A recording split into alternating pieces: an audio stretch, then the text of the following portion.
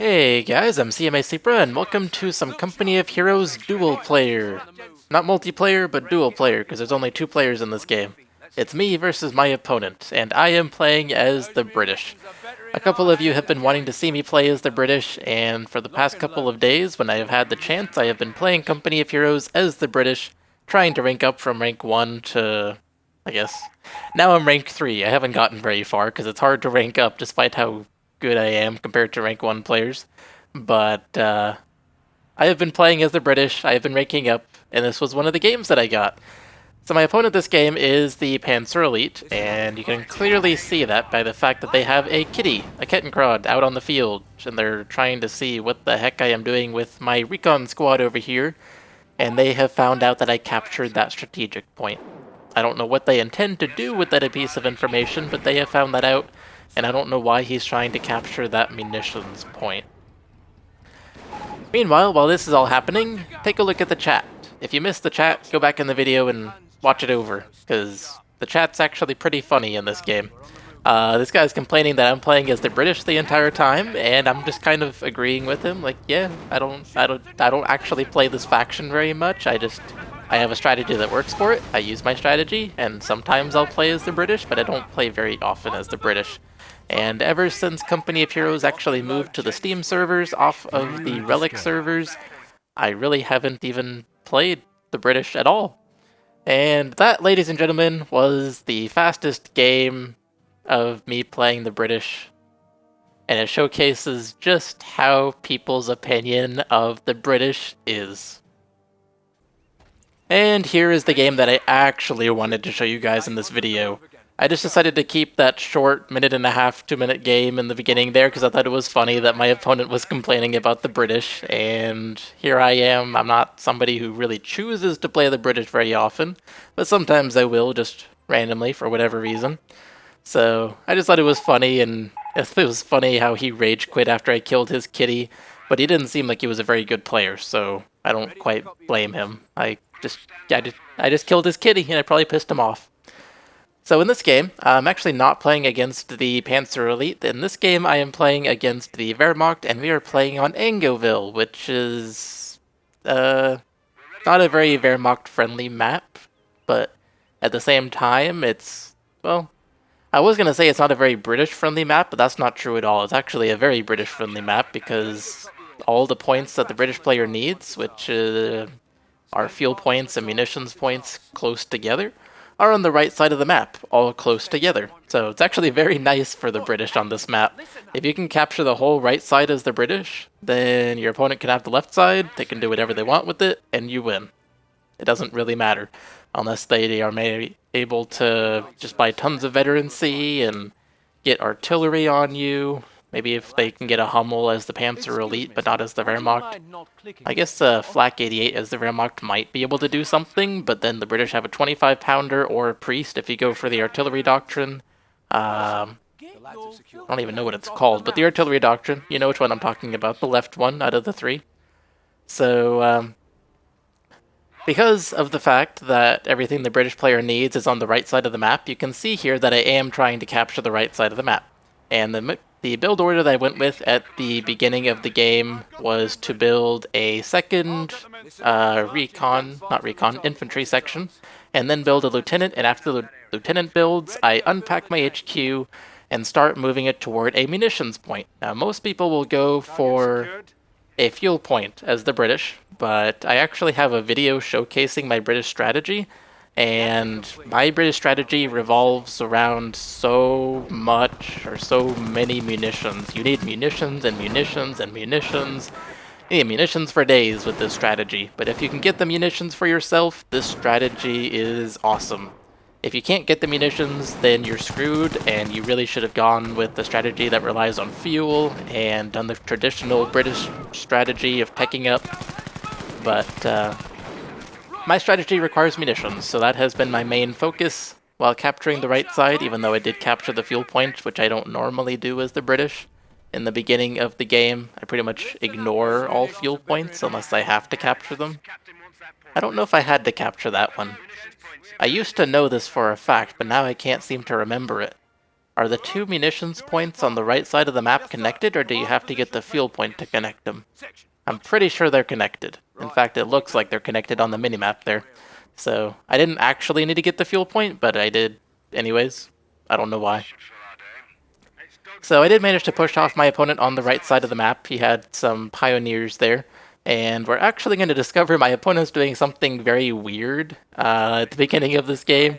And by weird, I really do mean weird, as in, like, unusual, not common, possibly a newbie thing to do, but it actually turned out to be pretty effective. You will see what I mean in just a minute or two. So, now that I have the right side of the map, I am going to be going and capturing the left side. I figured, okay, my opponent didn't have much of a presence over here. Does he just have all of his infantry on the left side? Like, I didn't even see any Volksgrenadiers or MGs or anything. Not even a bike, and bikes are actually really good against recon sections and infantry sections, so note for you guys, if you're playing as the Wehrmacht, bikes are good. They're very fragile, so make sure they don't get focus fired down, but they are very good against the British, especially in the early game, so don't discount bikes. So here I have found an MG bunker, and I was happy my recon section does have increased sight over there, so I could see it before it started shooting at me. It still shot at me and suppressed me, but at least I got away because of the fact that I was not in its range for very long. So I was like, okay, you built a bunker on your cutoff point. That's okay. It's alright.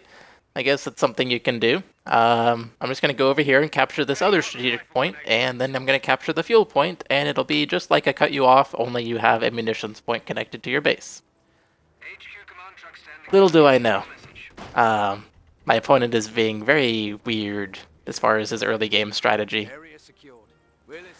So here you can see me going to capture the fuel point, and notice it has an OP, and there's another MG bunker.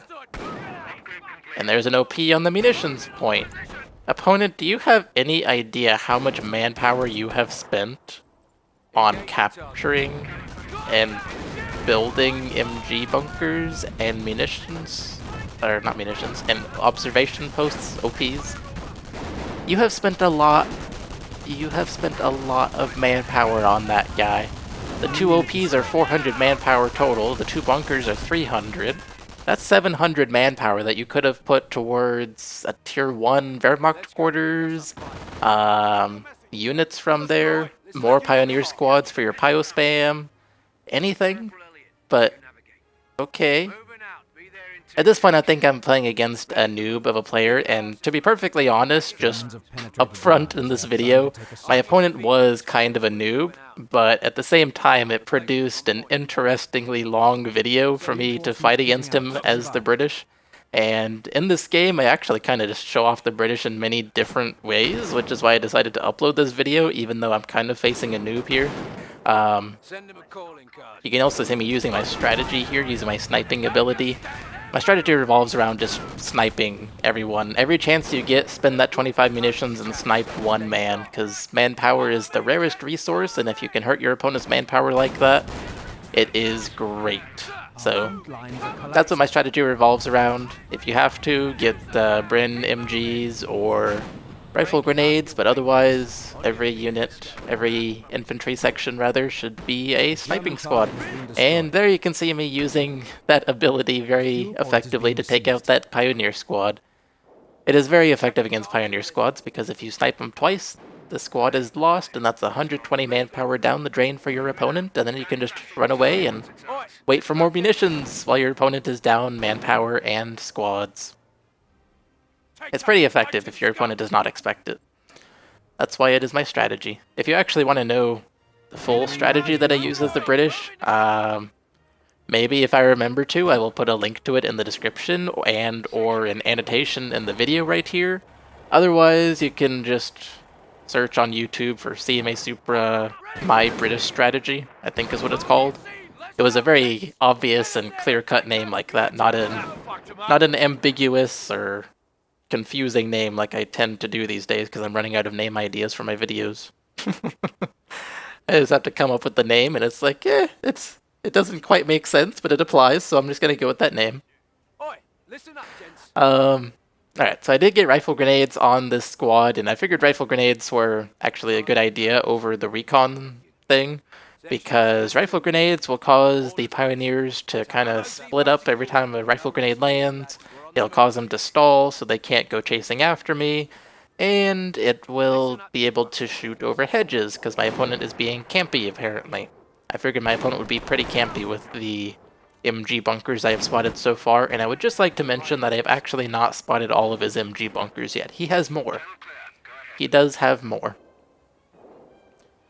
So I'm going ahead and building tier 2. I have lots of manpower, lots of fuel, lots of munitions, because my opponent really hasn't done much of anything to me.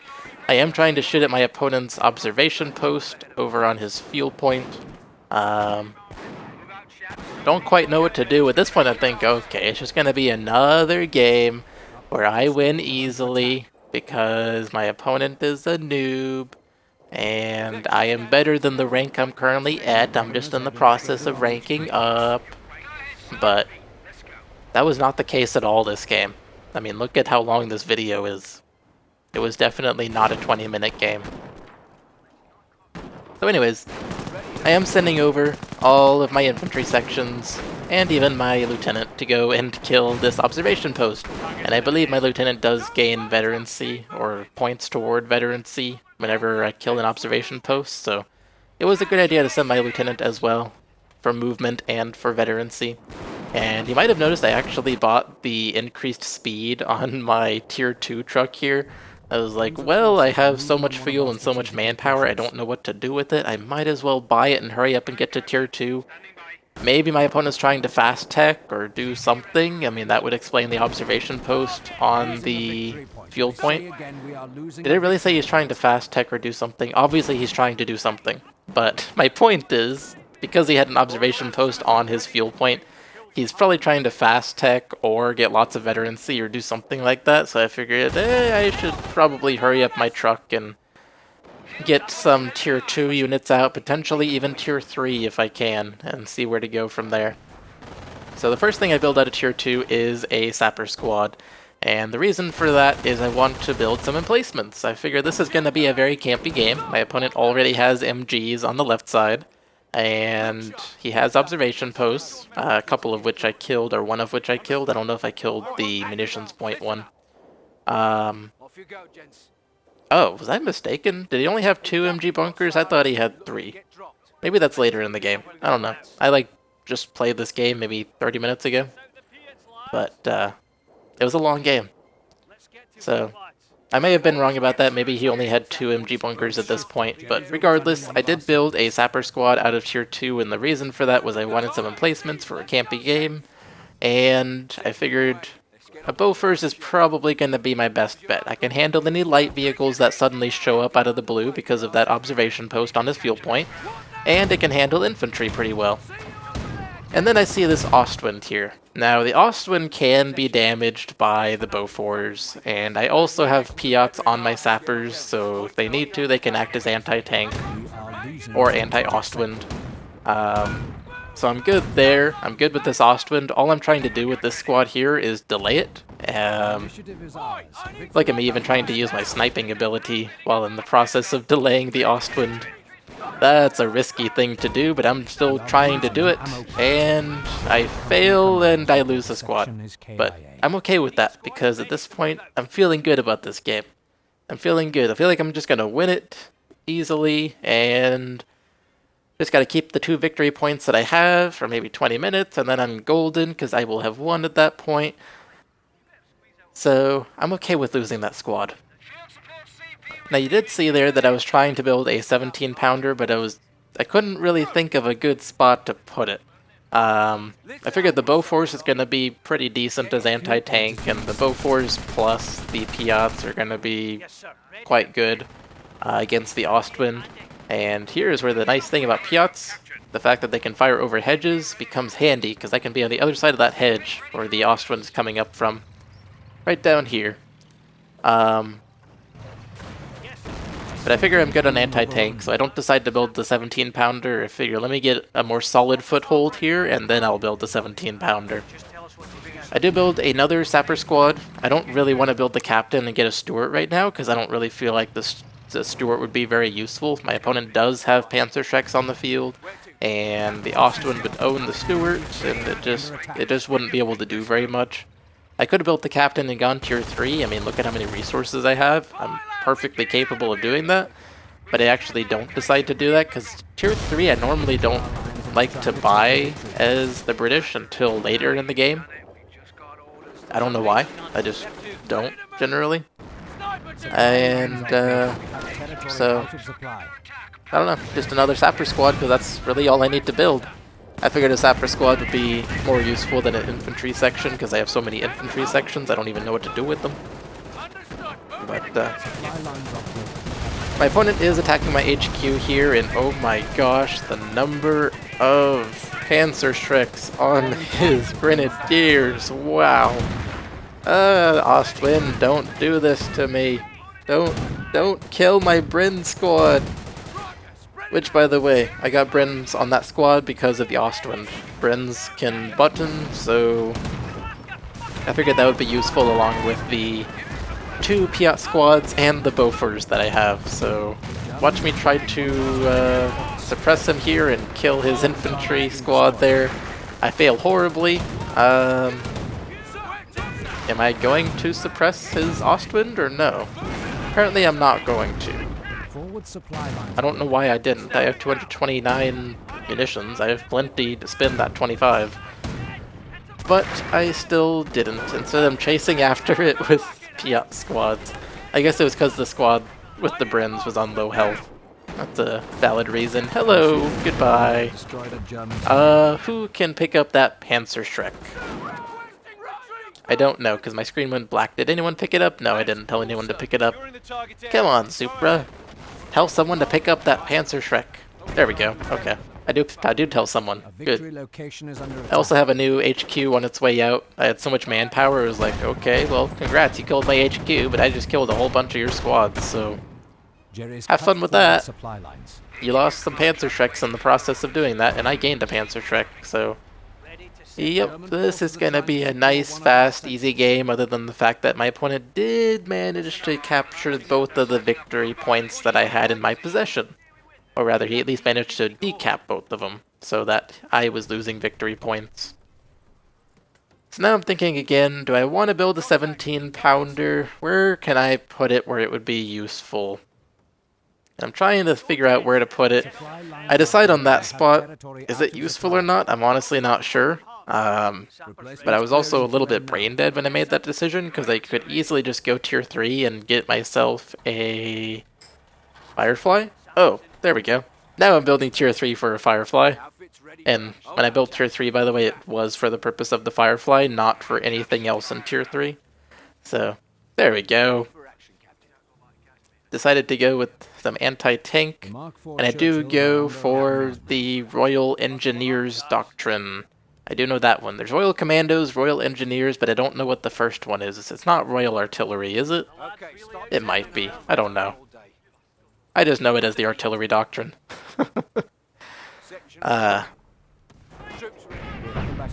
so 17-pounder is built, and it's shooting at infantry, so my opponent now knows that I have a 17-pounder, and now he knows that I have a Bofors, and I don't know... This just went so badly for me. Like, look at how little that Bofors is doing to infantry. I don't know why, but I feel like whenever I attack a Bofors with my infantry, it does better than that. I feel like I get shredded to pieces, but he does not seem to be getting shredded to pieces. Instead, what seems to be happening is I am Panzerschrecking my own 17-pounder and damaging it, while my opponent does lots and lots of damage. He kills my Bofors. He's probably going to kill my 17-pounder here, because I'm just not doing much damage at all to him. That is a 3-man squad that has the Panzerschreck. Oh my god, that guy just took a Panzerschreck hit to the face and survived. Luckily he didn't survive the snipe, though. Alright, these guys, I can deal with them. Oh, this could be good if I can eliminate the squad. My opponent's not retreating. Good. Squad is down. Can I eliminate the other squad, or is he going to run away with that Panzerschreck? He might just run away with the Panzerschreck. But he did kill my Bofors, and he did kill my 17-pounder, so overall, I think I won that engagement, but it wasn't by too much, because we both lost a whole lot of manpower, or rather we lost a lot of stuff worth a lot of manpower in that engagement. So, yeah. Now I decide, okay, I don't need the anti-tank. My opponent might have fast-tech to tier 4, in fact, he did fast-tech to tier 4, but I don't need the anti-tank, I need anti-infantry. Infantry is what's causing me problems here. Like, my opponent could build another Ostwind, or a Panzer IV, or a Panther, and it wouldn't bother me. Like, the things that are bothering me are the infantry. So, I need anti-infantry capabilities. I have plenty of anti-tank between the Bryn squad and the 2 Payat squads. I would also like to note that I did build a captain, and from that one big engagement where I killed off whatever my opponent's infantry there with the Panther Shreks and all, my captain gained Vet 3, and my lieutenant is Vet 2. Yeah. That I was very happy when I noticed that, which was about now. I was like, what? Vet 3 and Vet 2 already? So, yay! My infantry are going to be very durable and very good at killing my opponent's infantry. And the fact that I'm building 2 MG bunkers means my opponent's infantry is going to have trouble doing much of anything. And here you can see my opponent actually read my mind. Or maybe I read his, I'm not sure. But I was going to place some mines in the southern victory point area, and then I suddenly see that my opponent has decided to attack that area. The whole reason I wanted to put mines there was to prevent him from attacking, because I knew all my defenses are in the northern area up here. I need to somehow defend the southern area, and mines are a good way to do that. Oh my god, run away! Run away, run away! Oh dear, I just lost a full squad. That was, I believe, a recon squad? No, that was the rifle grenade squad. So I no longer have my rifle grenades to shoot over hedges. That stuff burns, so I need to stay out of it. I think the burn's about over with, though. And hey, a free recon section! That is the reason that I build the healing thing as the British. I don't know what it's called, but the whole reason that I build it is for the ability to have medics. How did my opponent have 2 barrages come down that quickly? Does the Firestorm in Terror recharge that fast? I don't remember it recharging that fast, but maybe it does, because that has to be what happened. Either that or he built an officer, but I can tell you now, based on what I saw after this game was over, my opponent did not build an officer, so it had to be the artillery from Terror. But anyways, a couple artillery barrages came down. Luckily the second one, I did see it in time, so it did nothing. Pio Squad, you did not stand a chance of surviving. Lieutenant is now Vet 3, so both my lieutenant and my captain are Vet 3, which is awesome. They cannot get any better than that. And I just got to recapture this southern area, and I will be good to go as far as camping goes, and then hopefully I can win this game within 20 minutes. Well, 20 minutes from now. But no, that was not the case. So I now have the Churchill Crocodile unlocked, which is the real reason that I went for the Royal Engineers. Sometimes when I go the Royal Engineers, you'll see me buy the first one or the second one, which is the AVRE. Normally, if I choose Royal Engineers, though, it's to go for the third one, the Crocodile, just because I do like the anti-infantry and the anti-tank, or light anti-tank, I guess, capabilities. And then it's also just a really durable tank, so I can take it somewhere, take some hits, and then run away, and as long as I have it supported wherever I'm running it to when I'm running away, I'll be just fine with it. And the flamethrower is a nice way to get crits, because that anti-infantry flamethrower is just so awesome. So you may have noticed that my opponent does have a Panther on the field now, so I'm just thinking, okay, that's not going to do much to my infantry. It is probably going to do something to my emplacements, including the 25-pounder that I'm currently building, and just finished building actually. That one I decided to build just because I know that this is going to be a campy game, and I know my opponent does not have stormtroopers, so he cannot cloak with a whole bunch of stormtrooper squads, send them in, and destroy my emplacements like that. So as long as I keep my emplacements supported by infantry and or vehicles, I am good to go as far as keeping them alive. And so I figured, okay, the 25-pounder is an investment, but let me go ahead and build it because this is going to be a campy game, and I would like to shell his base while I am playing the game. Now little did I know, I actually made a big mistake when I built that 25-pounder, and you will notice that in, I don't know, a minute or two. And when I notice it in the game, I will explain it to you. But I made a big mistake when I made that 25-pounder. Alright. Sending all of my infantry over here.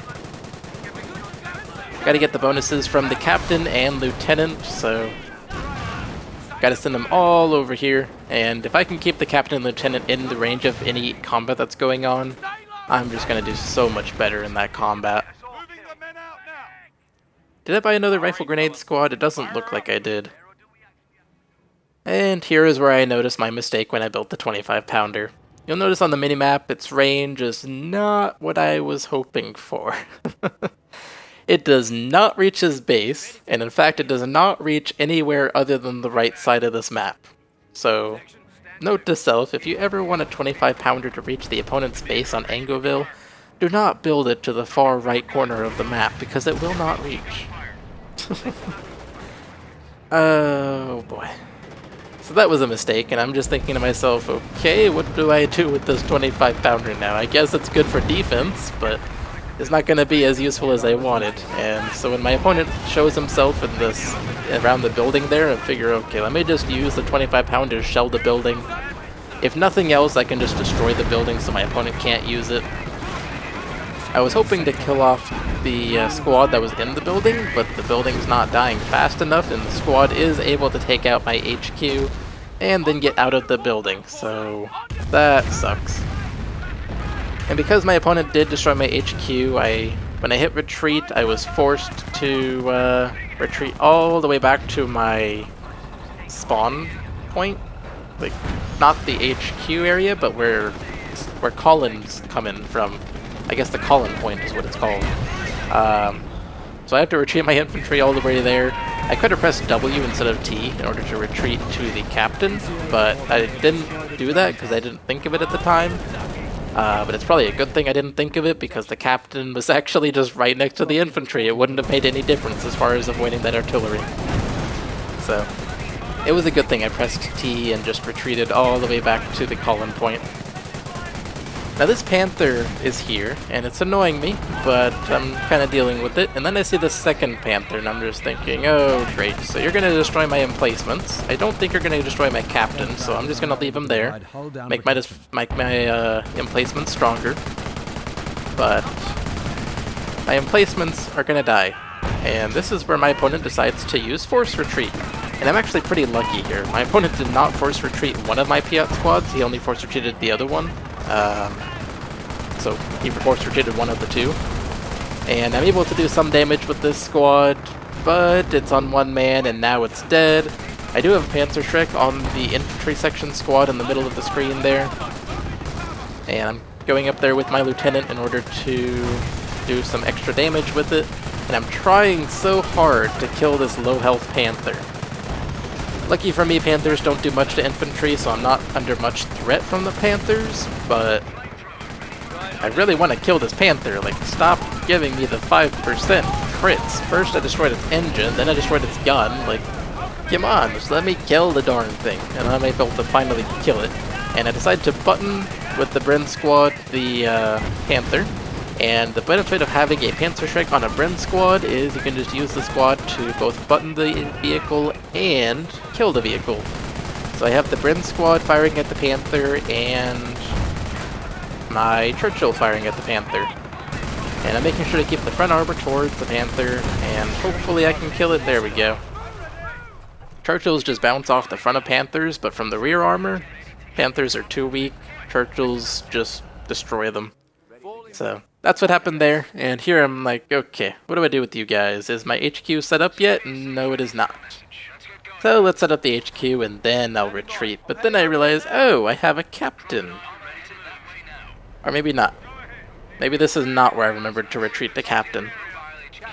It's such an ability I completely forgot about before. Or maybe I did do it. No, I did do retreat to captain. Okay. So yeah, this is where I realized, oh, I have a captain, and then I retreat the captain, and it works out just fine. So, yeah, that was just an ability I didn't normally think of, which is why, like I said, I didn't think of it earlier, but it's actually a good thing I didn't think of it earlier.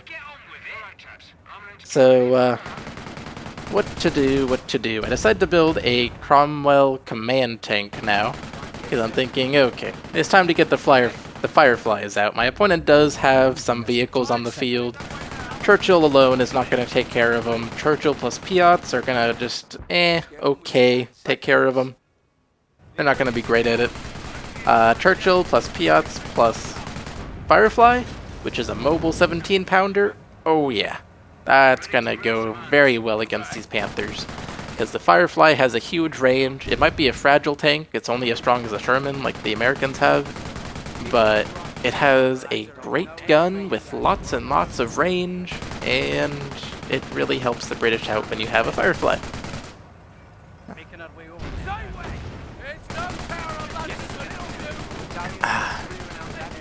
Nice water to drink. So I'm making a bit of a push here. I am trying to scare off this Panther, and my opponent decides to use Force Retreat, which is like, okay, well, my HQ is right here, guy. You're not really doing too much with that Force Retreat, but okay, I will let you do that. It's fine by me.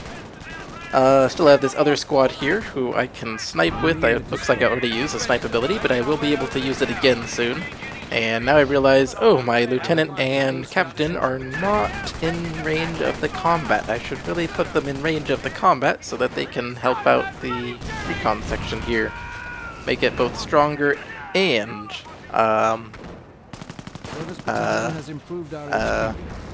well, more powerful and more durable. There we go. Just stronger would also have worked.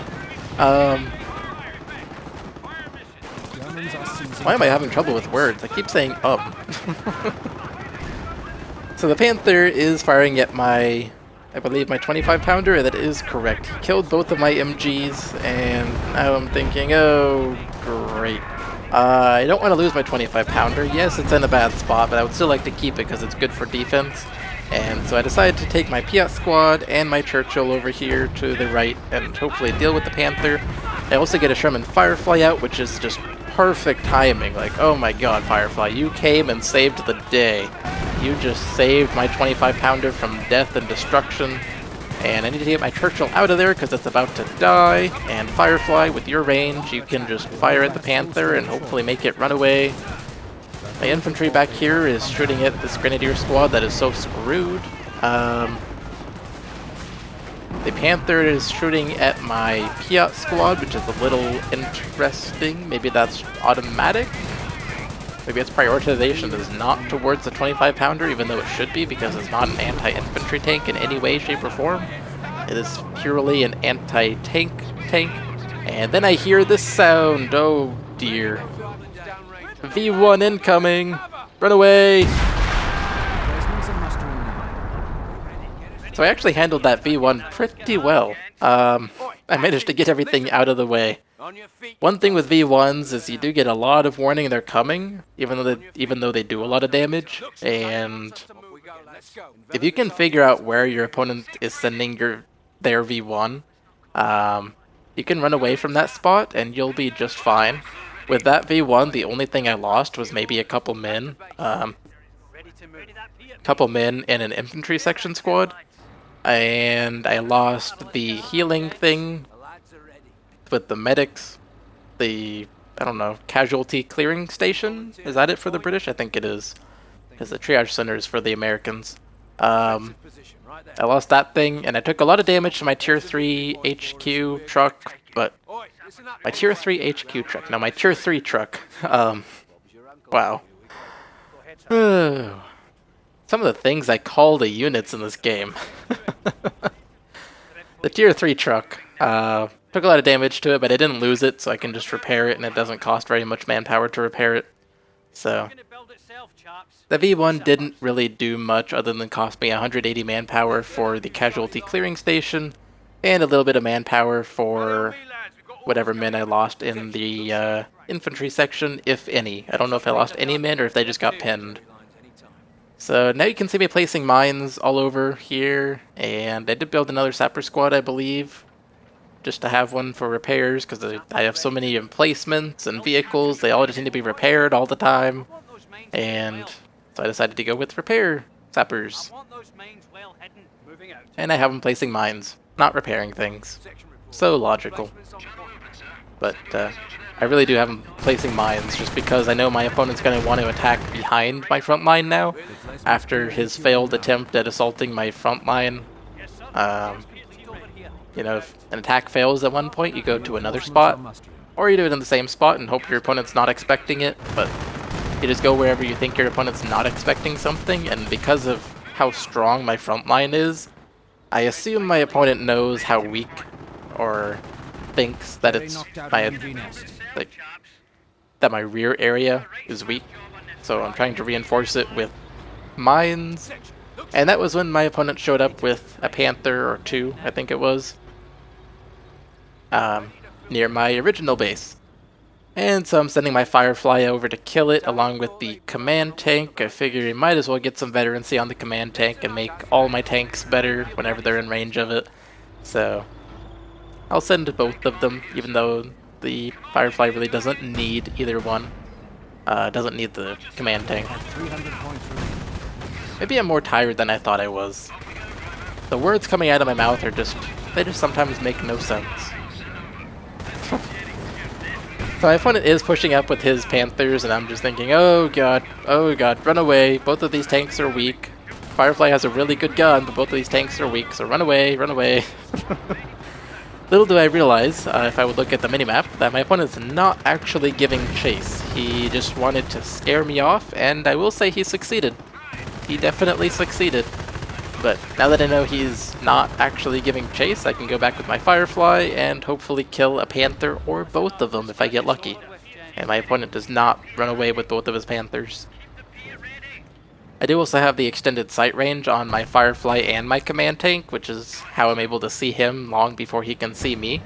So I get to shoot at him before he gets to shoot at me. It's a very, very good, I don't know, what is it, 10 munitions to spend? I mean, look at how much damage his Panther is taking, and it's from the front armor. Like, you saw the Churchill could not penetrate the front armor of a Panther, but the Firefly just slices right through it with ease, and there goes one Panther, and now my opponent's charging with his other one while he repairs it. Little does he know that's never gonna go well, and oh my god, there's infantry. If there's one thing the Firefly is not, that is an anti-infantry tank. It is even less anti-infantry than the Panther is, and the Panther is not an anti-infantry tank, so the fact that there was a Grenadier squad with a Panther Shrek approaching my Firefly was a really, really scary fact. So I sent some infantry over here to protect my Firefly, and then, oh my god, it's another firestorm from the Terror Doctrine. Run away, infantry! Run away, Firefly! Run away, command tank! And oh my gosh, I get lucky. One of the rounds from the artillery hits my command tank and not the Firefly, thank goodness, because if it hit the Firefly, it probably would have died. But I don't want to lose the Firefly. I also do have a second Firefly out now, but I still don't want to lose the Firefly, for obvious reasons. Might as well keep it, I don't want to have to buy another one. My opponent does not give chase, which I'm a little bit surprised at, but at the same time it's somewhat understandable, because it's good for him to get some map control on my side by capturing that strategic point, and it's also good for him to not walk into his own fire from the firestorm. So I was expecting him to keep chasing my Firefly, but he did not, and it makes sense that he did not. So now I have my repair sapper squad repairing the Firefly. And because they repair, they will repair it past its full health and turn its health bar white, which is awesome. Makes it more durable. And I definitely use this repair squad thoroughly in this game. Or maybe not, maybe if not this specific squad, at least I do use repair squads in general effectively in this game to make everything more durable. I lost my Churchill, didn't I? I'm pretty sure I even mentioned that I lost my Churchill, but why is it skipping my brain? Why do I feel like I didn't, or I don't remember losing my Churchill? I don't know, but I'm pretty sure I lost my Churchill. So, I haven't yet built another Churchill to replace the one that I lost, and it's just because I don't feel like it'll be useful. My opponent has Panthers, it does not have light vehicles, so the Churchill's going to pretty much do nothing against a Panther without getting to its rear armor, and the Firefly can do lots of damage to Panthers through the front armor from a long distance away. The Firefly is just better for what I need, because right now the Panthers are what are annoying me, not the infantry. At one point earlier in this game it was the infantry, but now it's the Panthers. The Panthers are annoying me. That's in fact why I built 2 Fireflies and not just 1 to complement my Piat squads. I should probably retreat that squad. I actually meant to retreat them earlier, but I forgot about them. Luckily they survive. And here you can see I have both of my Fireflies ready to shoot at the Panther. And I also have a Panther Shrek on the Bren squad, and my Bren squad is buttoning the Panther. This Panther has pretty much no chance of surviving. Oh no, you're outside the button range. Give chase, Fireflies. Oh, nope, never mind. My opponent has infantry. Run away, Fireflies. It's funny how it just changes that quickly when infantry appears, because they are just not anti-infantry at all. Not at all. So, here's where I notice once again that my lieutenant and captain are not within range of the combat that's happening, and I'm just thinking, what's wrong with you, Supra? Use them. They're both Vet 3. Oh my god, that's a V1 incoming. There's also a King Tiger on the field. Where's the V1 going? Where do I think it's going? Let's run away. So, that V1 took out a low health Firefly. I'm okay with that. I didn't lose very much for that 150 munitions my opponent just spent. I'm okay with that. My opponent does have a King Tiger on the field now, though. And that King Tiger, I was expecting it. That's one reason I did build the second Firefly, is because I was expecting the King Tiger along with the Panthers. But the King Tiger, I don't know. I'm okay with it being on the field because I have learned through many, many mistakes made by me. I have learned the King Tiger is not that strong, and it costs 1,000 manpower, which really hurts your income. So the King Tiger, I'm not too afraid of it. I did want 2 Fireflies to deal with it just to scare it off constantly, so my opponent felt like, oh, I can't do anything with this King Tiger. It was a waste of 1,000 manpower. I wanted my opponent to feel that way, so I figured 2 Fireflies are good for that. Losing 1 wasn't a big deal. I'm still not really scared of the King Tiger. I just have to figure out what I want to do to deal with it to scare it off, because I don't have 2 Fireflies anymore. I could just build another Firefly, but I want to avoid doing that unless I have to do it, because I do need to get some anti-infantry on the field again to deal with his infantry, and I don't know, just need a good balance between anti-infantry and anti-tank, and a lot of this game was just finding that balance between anti-infantry and anti-tank. So, I'm still working on doing that in this game.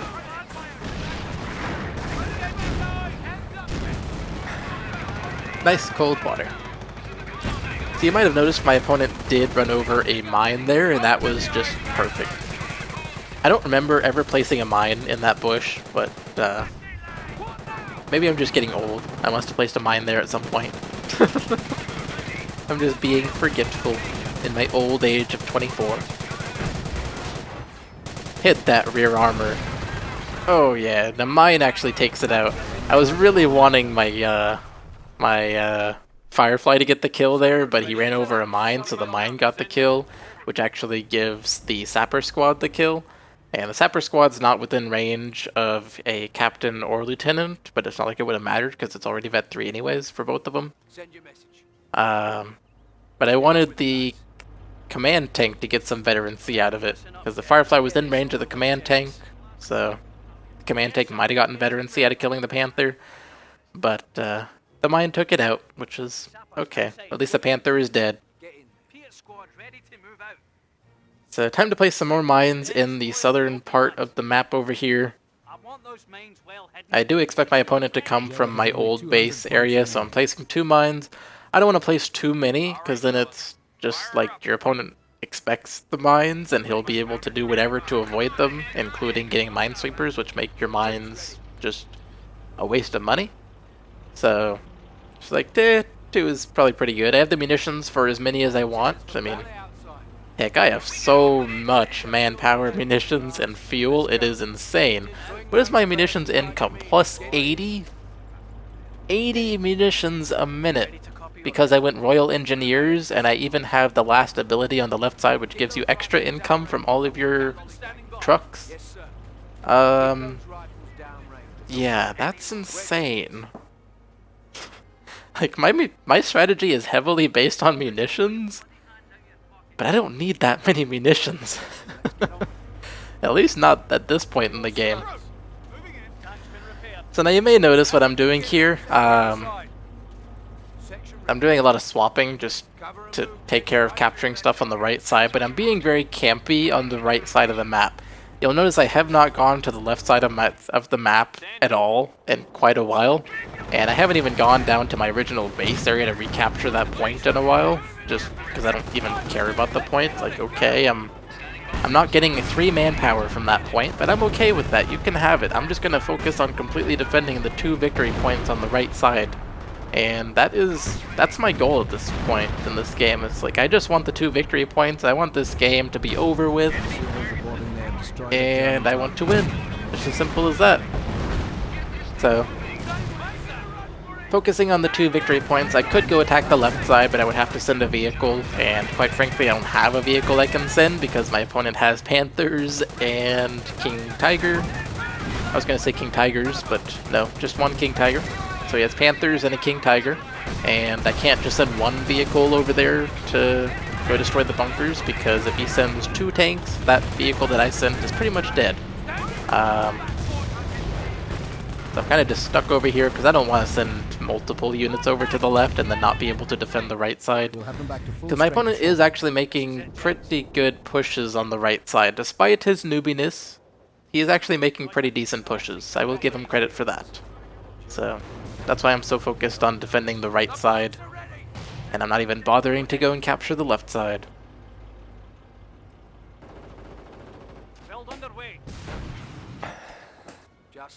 Time for another 17-pounder, it looks like.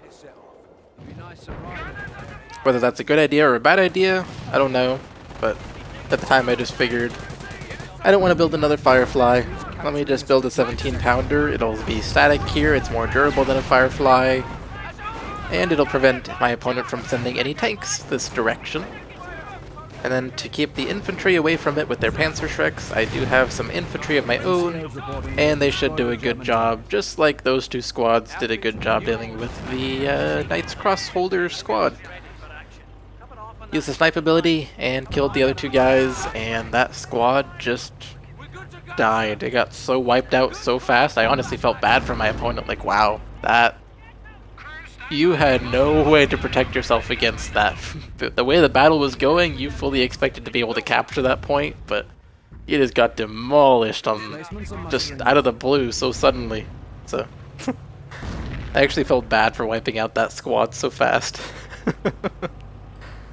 My opponent really likes his firestorms. Have you noticed that? He likes his tanks, he likes his Panzerschrecks, and he likes his firestorms. And I will give him credit for using those 3, because those 3 are actually pretty effective against the British. So, good job, Mr. Opponent. Whatever your name is. I don't know what your name is, but I will. Hey, 25-pounder, I forgot about you. Let's use you. decided to barrage the Knight's Cross holders. I probably should have barraged the King Tiger, but I expect the King Tiger to move. The Knight's Cross holders are at least capturing a point, so they're distracted a little bit. But the King Tiger I did expect to move and come attack me in some fashion while he was capturing that point. Luckily he didn't. I think my 17-pounder Firefly has actually scared off the King Tiger from capturing points. Not capturing points. You don't send a King Tiger to capture points. From moving forward. I've scared the King Tiger from moving forward. This Knight's Cross holder squad needs to die. There we go. I almost sniped him, but didn't have to. And oh my god, there's a V1 incoming. Okay, let's get out of here. What needs to go where? Ooh, the squad, no! Okay, well. That was a pretty good V1 opponent. That's the best V1 you've had all game. Out of the 3 that you have put on me, that's the best one. He actually killed a full infantry section, so that's 450 manpower plus a 17-pounder, which I believe is 280. So, I don't know what that is. What's 450 plus 300? 750 minus 20 is 730. 730 manpower. That was actually a good V1 for you, Mr. Opponent. So, good job.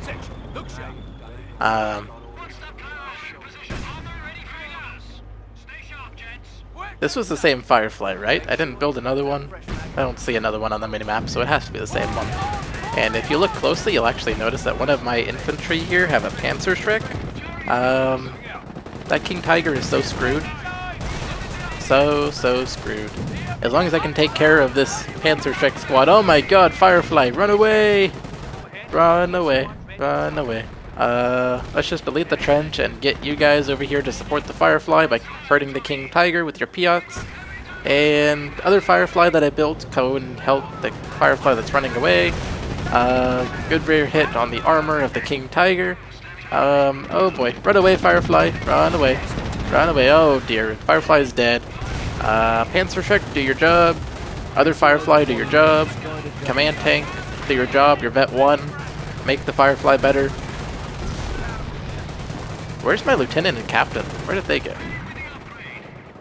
Oh, there they are. They're getting healed up right now. Come on, King Tiger needs to die. It has no gun, it has no engine, just a matter of actually killing it, and it does go down. Out of control, just spinning in circles, making the crew dizzy. And there we go. King Tiger is dead. Looks like my command tank got veterancy from that. I don't know what level veterancy it's at now, but it's at least Vet 2, if not Vet 3. Probably Vet 3 after killing a King Tiger, honestly. So, hooray! Vet 3 Lieutenant, Vet 3 Captain, and a Vet 2 or Vet 3 Command Tank. I have so much veterancy on my side. My opponent does too, but I don't know why. It just makes me really happy when I get veterancy as the British. Now, something you guys might have thought of at this point is, why don't you build multiple lieutenants or multiple captains and get multiple levels of veterancy on both of them? The answer is I didn't even think about that this entire game. Like, it just was not a consideration. I didn't even think about it at all. If I had thought about it, I probably would have, because it does stack, right? I don't think I'm mistaken with that. I do believe it stacks when you have like multiple lieutenants or multiple captains or multiple command tanks with veterancy. I do believe it stacks, so you get lots and lots of bonuses. But just didn't think about it at all. See, I may have noticed my opponent did use a forced retreat on some of my blobbed infantry, which I thought was kind of funny. Like, come on, guy. You know my HQ is right here. That's not a secret in any way. You know it's right there. You just spent 100 munitions to delay me by maybe 20 seconds. Probably not worth it. Especially when you're not saving any infantry, you're not winning any battles, or you're not gaining any ground by doing that. You're just delaying me by 20 seconds. It's not helping you, guy. So, I do believe my opponent was a noob, but he was actually better than most of the opponents I fought, because like I said, I'm in the process of ranking up in the British, so I'm currently fighting a lot of noobs.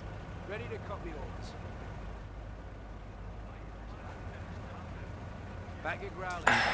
Section ready. We go, lads. Develop the target and secure the area. That was too easy. My voice is not lasting for this entire game. Does my voice sound different than it did at the beginning of the video? If it does, I'm not surprised. That's why I'm drinking so much water. Normally you guys don't even hear me drink water at all in my videos, because I don't drink water at all in my videos. I drink it before the video.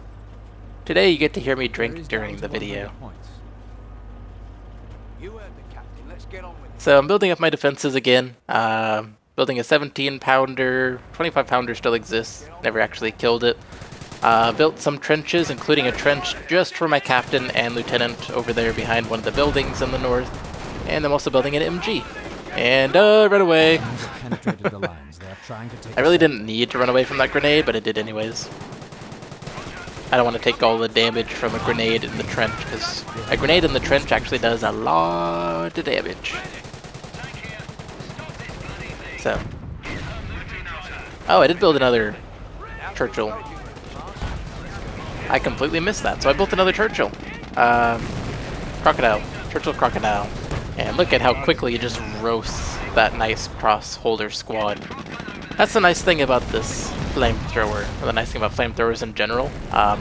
If your opponent is playing as the Wehrmacht, and they have at least Vet 2, what happens at Vet 2 is most of the infantry gets a new kind of armor, and the new kind of armor does protect them from bullets better, but it makes them so vulnerable to catching fire. It's like, I don't know, their armor is made of oil or something? But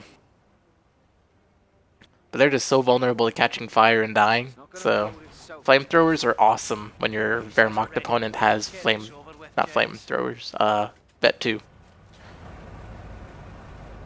So my defense in the front line is set up again. My opponent's trying to mortar me. Little does he know, unless you land exactly inside the trench with the mortar, you're not going to really do anything to this infantry. And it's very, very difficult, or very, very rare to land inside the trench. So I don't really fear my opponent's mortar there. But I did decide to just do some counter battery with my 25-pounder because it has nothing better to do because I built it in such a stupid location. So it does manage to get the mortar to retreat. Not the most useful thing, but it's whatever. It's something. It delays my opponent a little bit, and even though I'm not really gaining anything out of it, I'm not losing anything. I'm not spending 100 munitions to gain nothing. I am spending nothing to gain nothing. So, my front line defense is good. My left side defense is okay. I do have an MG set up, so that'll be good on the left side. In the south, I do have an MG, and I'm building a trench to sit a squad into. I do also have some vehicles and lots of infantry in order to be mobile and deal with threats wherever I need to. Wow, my opponent has so many Panzerschrecks. My gosh, guy. He just annihilated that MG squad. Not squad. MG emplacement, that's the word. Flamethrower's doing a lot of damage. Can it save my 17-pounder that I just freshly built? One more Panzerschreck. Nope, gotta run away because of the packs. They're doing too much damage. Come on, infantry in the trench over there. Kill the squad, but they don't actually kill it in time to save my 17-pounder. Darn. Hey, look at that. My Firefly just killed off the squad. So my Firefly got an infantry kill. It's a miracle. And I'm not quite sure what happened there. I do know that there's a bug in this game where if an opponent is about to throw a grenade into your trench and you just double tap delete to delete the trench, it cancels the grenade. But I think it's only for certain types of grenades, so I don't know there if my opponent was throwing that kind of grenade or if he just canceled his grenade throw and made me delete my own trench. If so, then good job, you faked me out successfully. But I don't actually know, and oh my god, my Firefly is taking so much damage. Good thing I have a repair sapper squad that can bring it back up to full health and then even above full health. Opponent, what are you doing with this pack? Oh my god, run away! That was so much damage. Who wants to grab the Panzer Shrek I just dropped? You guys want to grab it? You guys want to have Brins? Yes, Brins. And grab the Panzer Shrek. Go get the Panzer Shrek. I don't want my opponent to have the Panzer Shrek. He might have paid for it, but I want it. I take what he pays for. It's like he's my mother. Go get the Panzer Shrek. No, you used forced retreat. Honestly, I have no idea how my opponent even saw that squad. Like, I have legitimately no idea how he saw that squad, but he managed to force retreat him. He had sight somehow. He didn't have a sniper, or at least I don't. If he did have a sniper, he didn't use it all game, or even a single kill. So, I highly doubt he had a sniper cloaked and in my base or anything like that.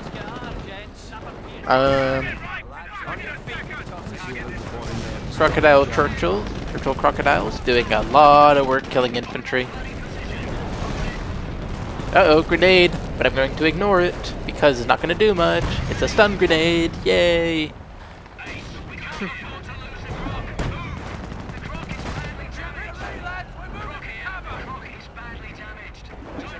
Croc is badly damaged indeed. Luckily he gets out, just barely. And my opponent asked me spam, and I'm just thinking, what am I spamming here? I have so many different kinds of infantry, I have so many different vehicles, I have different emplacements. What exactly am I spamming here? Then he says cheat engine, and I'm thinking, oh, you think I'm cheating. No, Mr. Opponent, I'm not cheating, I'm just in the process of ranking up. I won because I just killed all your vehicles, one by one. And then I killed your infantry, one by one. After I killed your vehicles. And that's how I won. He doesn't take it though. He just says, I'm a cheater. It's not possible.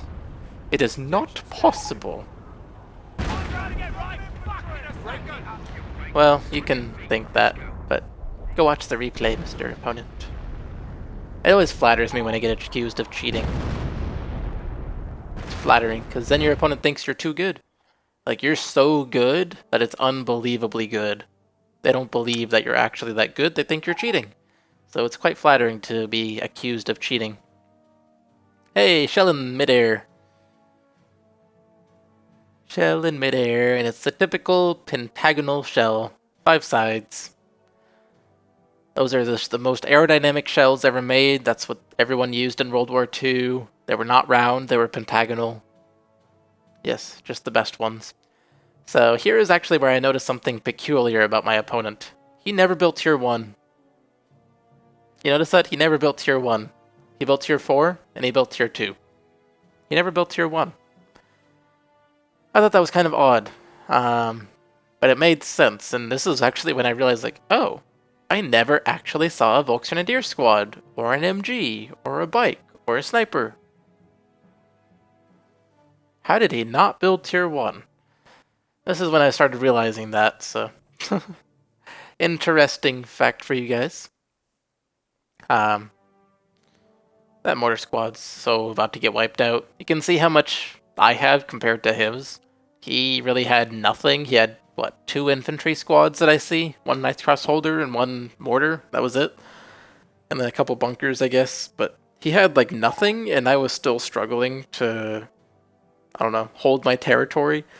Although at the end there it was pretty easy after I got rid of the King Tiger and the Panthers and so many Grenadier squads and packs. Those packs, they didn't do very much at all. He bought 2 packs, he used them for a little bit to damage my Churchill, and then that was about it. He didn't do much of anything else. So, yeah. Anyways, guys, that's going to be it for the video. I hope you all did enjoy it, even though I was playing against someone who was more newbie than I was. I thought it was an interesting show of the British. It showed me being mobile at the beginning, showed me building lots of emplacements in the middle and the end, and it also showed how to avoid artillery and not build emplacements when you're just constantly being artilleried. How to be more mobile with your infantry and tanks while still being defensive and protecting your territory. So, hope you all enjoyed the video, and I will see you all in the next one. Bye, guys.